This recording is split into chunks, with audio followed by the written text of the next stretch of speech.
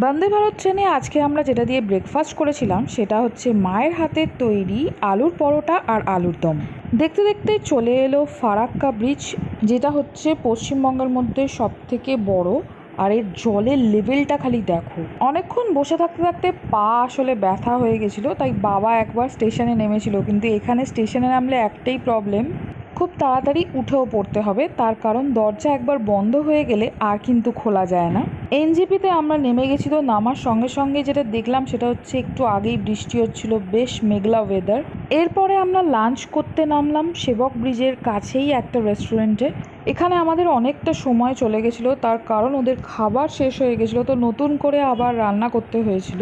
আমাদের লাঞ্চ করতে করতে প্রায় 3:30 বেজে গেছিলো। আর এখানেই প্রথম বরলি মাছ খেলাম, আর তার সাথে ছিল ভাত, ডাল, সোয়াবিন কারি, পাঁপড়, রসগোল্লা আর স্যালাড।